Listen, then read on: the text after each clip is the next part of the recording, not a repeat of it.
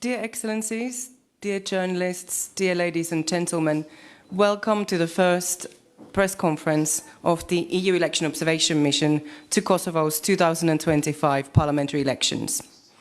We are joined by Chief Observer Nathalie Loiseau and Deputy Chief Observer Thomas Bosrup. The Election Observation Mission's long-term observers are present here as well. Our agenda today is simple. We'll hear from Chief Observer Loiseau, and then we'll take your questions. You have received the press releases and fact sheets in your press packs as well. So without further ado, Madame Loiseau, the floor is yours. Thank you. Good afternoon, ladies and gentlemen, excellencies, dear journalists. It's a pleasure for me to be here today for the launching of this EU election observation mission to observe Kosovo's 2025 parliamentary elections on February 9th. Let me first introduce myself. I'm a French member of the European Parliament.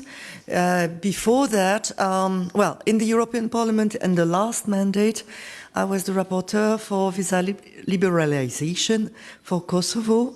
So you have a friend of Kosovo in front of you. Before that, I was a Minister for European Affairs in the French government. And before that, I was a career diplomat for 27 years. So I'm delighted to be here.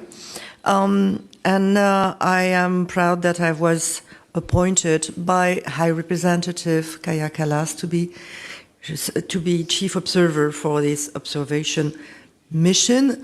We were invited by President Osmani with the EU to observe the 2025 Kosovo parliamentary elections. This is the 7th time the EU is observing elections in Kosovo. The EU has previously deployed election observation missions here in 2014, 2017 and 2019 for the early parliamentary elections, and in 2013, 2017 and 2021 for the municipal elections. The 2025 parliamentary elections are an important milestone for Kosovo. They are the first scheduled parliamentary elections, and they showcase the plurality of Kosovo's political landscape. They are also the first elections taking place in Kosovo under the new electoral law. I'm happy to note that the new electoral law has taken into consideration a number of EU recommendations. The EU election observation missions present on the ground aims to observe and assess how the electoral process complies with the electoral law of Kosovo, but also international standards and the previous recommendations we have made in order to contribute to an inclusive, credible and transparent election process. The objective is that Kosovo voters are able to fully express their electoral choices. The mission's presence also underlines continuous EU support for Kosovo to further strengthen its democratic governance. We are also showing this importance in numbers. At the moment of the election, there will be over 100 EU election observers on the ground. Therefore, the EU mission is the only fully fledged international election observation mission with a long-term presence observing the 2025 Kosovo parliamentary elections. A core team already arrived a little more than a week ago. This week, I arrived on Wednesday, and I had the pleasure of meeting with a wide range of interlocutors. I have discussed the upcoming elections with the election bodies, including the Central Election Committee, Commission, and ECAP, the Election Complaints and Panel, Kosovo government representatives, political party representatives, civil society and non-governmental organization, and non-majority community representatives. I would like to thank them all for their generous time, their openness and their cooperation. Everywhere, with everyone, we were warmly welcomed. I would also like to thank the offices of the European Union and of the Special Representative, the EU member states, as well as Norway, Switzerland and Canada, for their support to this mission. In each and every democracy, including my home country, including members of the European Union, there is always room for improvement. And we live in a moment in time where democracies are questioned, sometimes under threat, globally. So the importance of having a vibrant democracy in Kosovo has never been bigger. So we will observe, we will assess, and if necessary, we will not shy away from pointing out any of these possibilities of improvement in the areas where we observe them. The mission will assess all aspects at all stages of the electoral process. Tomorrow morning at 10 a.m. we are deploying 18 of long-term observers across Kosovo. Some of them are present in the room. The long-term observers come from 18 different countries, including European Union member states, Norway and Switzerland. They will work in 9 teams of 2, and the teams are of mixed nationalities and gender. They will assess the campaign and preparations for the elections, and they cover all municipalities. The long-term observers are independent and impartial observers. They will meet local election officials, candidates, and representatives of political parties, as well as civil society and local media representatives, so you will be able to meet them as well. Long-term observers are instrumental for the EU election observation mission to conduct a full and comprehensive assessment of the electoral process, which is in line with the EU's well-established election observation methodology. And I was already an election observation a member of an election observation mission several times elsewhere in the past, and believe me, this methodology is strong.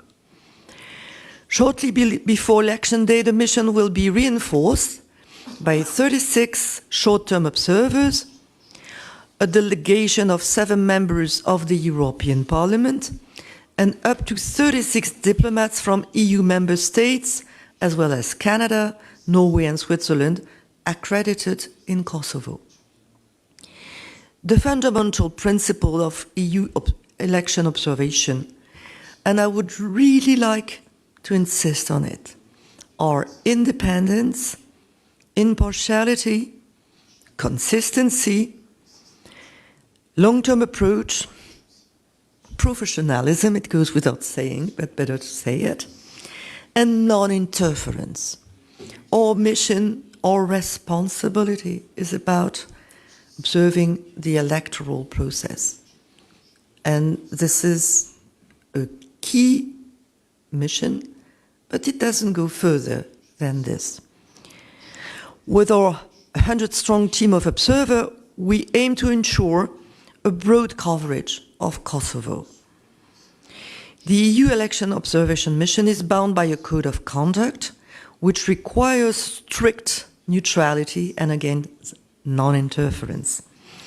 The mission operates under a separate and distinct mandate from that of the European Commission and other EU institutions in Kosovo. It carries out its work in accordance with the Declaration of Principle for International Election Observation. The EU Election Observation Mission will remain in Kosovo until the completion of the electoral process. I myself will leave tomorrow, but will be back early February until after the election, and then come back a third time when we have a final report to present the results of our final report to different stakeholders. 2 days after election day, we will organize the second press conference and share with you the mission's preliminary statement. Around 2 months after the mission has left Kosovo, we will present a comprehensive report that will include recommendations for future elections. In summary, we are here in a spirit of cooperation, and we will deliver an impartial, objective, and comprehensive assessment of the electoral process. You can count on us. Thank you, and I'm available to answer your questions. Thank you, Chief Observer. So now we are happy to take any questions.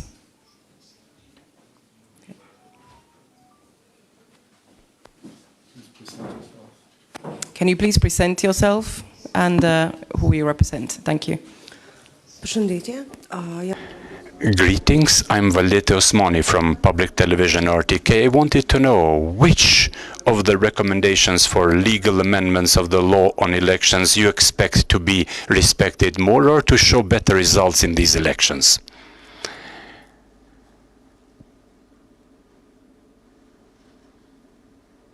Well, I will not give you a comprehensive answer. But for instance, the presence of cameras in polling stations and the ink marking are two elements of trust in the condition of the vote, trust in the counting of the ballots, because cameras will also be present in the municipal election centers when the counting takes place. So they are among the recommendations that were taken on board and are important for voters to trust the process. So I would just quote these two ones as important step forwards. I also noticed with interest that the adoption of the new electoral law was consensual among political parties.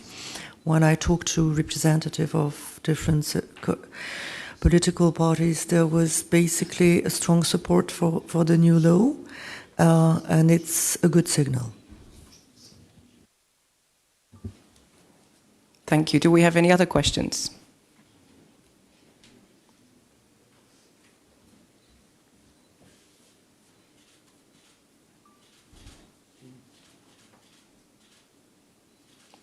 No? If all is clear, then we'll move on to one-to-one interviews after the press conference. So thank you, everyone. If you have any questions afterwards, we are available. Thank you.